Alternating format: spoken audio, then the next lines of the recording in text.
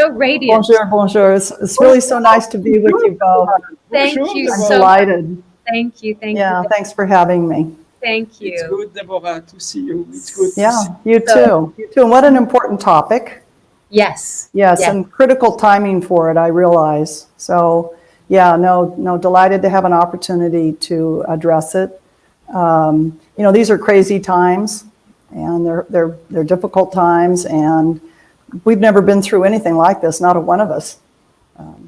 From the youngest to the oldest, this is something brand new. And for those who are troubled by these times, I have some sense of what you're experiencing. I went through cancer in my 20s, and I had to ditch a couple of serious addictions to alcohol and drugs to get my way through it. And along the way, I discovered meditation, which for me was just a huge, eye-opening and life-changing process. I've meditated every day since. And now I'm living through this pandemic with you, with all of us. So I'd like to talk about some practices, some opportunities. Go ahead, please. All right. So is yours. It's not unnatural to feel depressed or even in despair. You might be worried about your health. You might be worried about your job. You might be worried about someone in your family. You might feel alone and separated. You might be already dealing with grief. So many people are. So many people have died. It seems like global devastation, and it's definitely worldwide upheaval. And so with all of this, especially with the disconnection and loneliness that so many are experiencing, a lot of other deep-seated emotions that any of us might have pushed down somewhere to deal with later, they can be coming up. And then on top of it, you might not be getting enough exercise, not eating normally, not feeling normally, just out of your sync, out of your routine. So it is indeed crazy times. Here are some things you can do, though, to really, really take care of yourself, to give yourself the love and the connection that you need. You want to take care of you first, and then when you're all fortified and whole, then you can reach out and help others. You can take your energy and share it. So my first suggestion, it's a pretty simple one. I would say create a routine. If you're home and you've never spent this much time home, you want to have a definite routine so that when you get up, when you meditate, when you have breakfast, when you get some exercise, whether it's in your apartment or outdoors, be consistent. Stick to a program. You don't want to fall into a non-pattern where you're staying up too late and watching too much news. That I recommend against.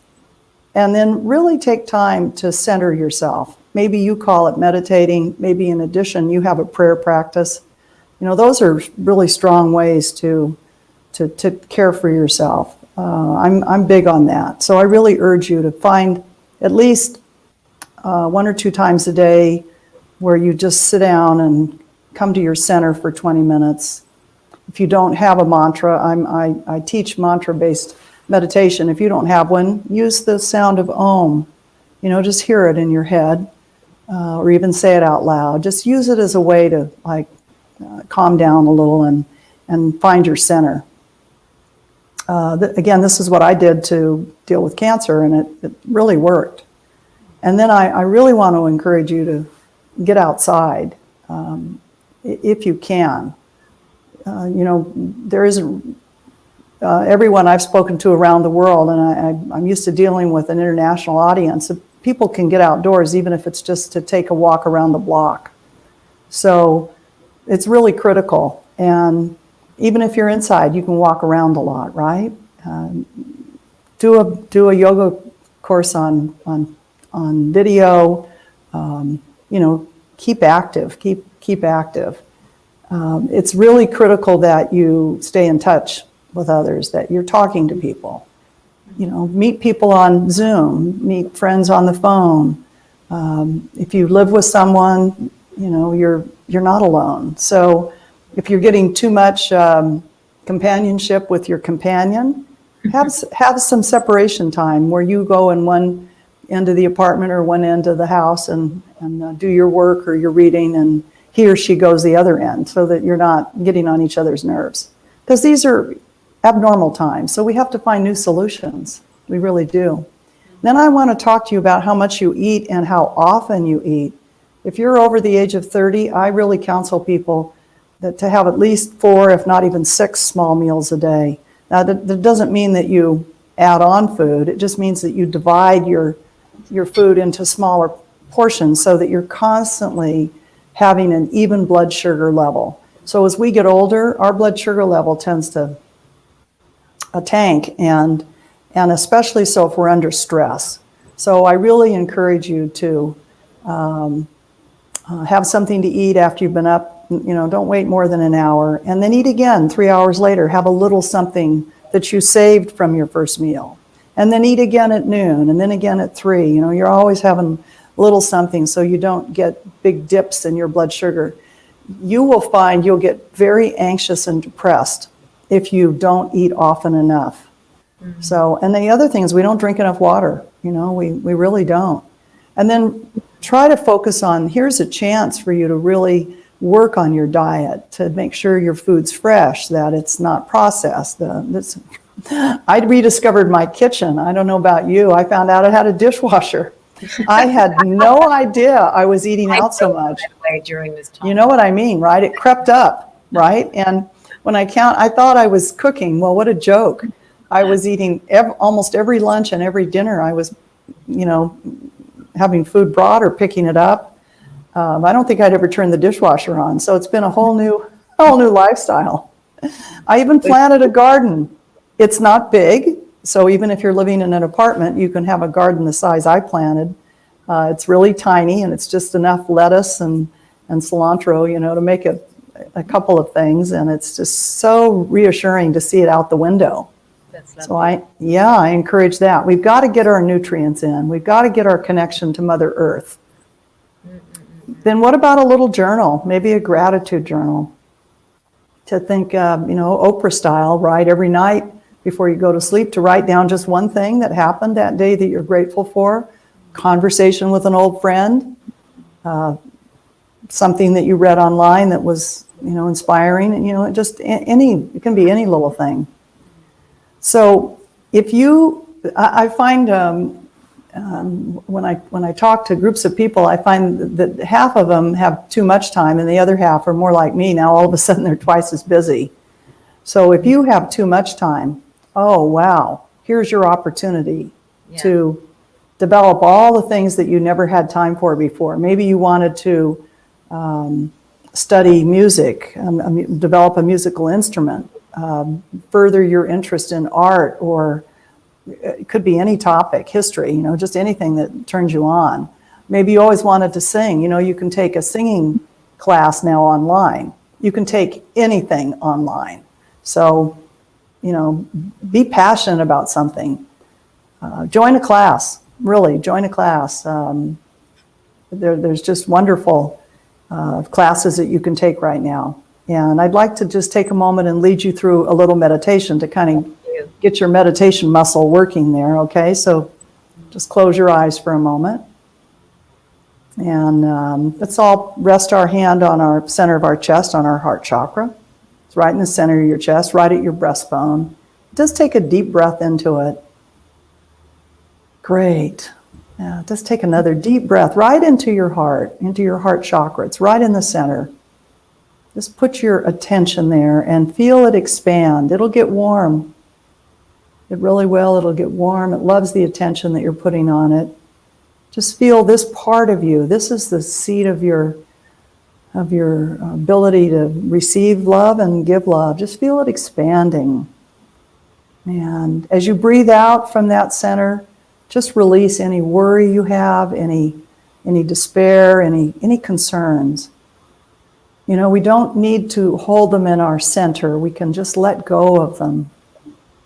And just let it go down out in front of you and down to Mother Earth. The Earth can absorb it, even if she's floors and floors below you. You're way up high in a building. Mother Earth can take all of your concerns and process them for you. Beautiful. Just let the earth just recycle that. We don't need to be so concerned. This problem that we're all so worried about, this virus, it's just think of it as a microscopic, tiny, tiny thing that's way out at the edge of your energy field. You don't need it. It isn't in the center of us. It's way out in our periphery. It's way in our peripheral vision. So just feel some warmth and some light coming into your heart chakra. Just breathe it in.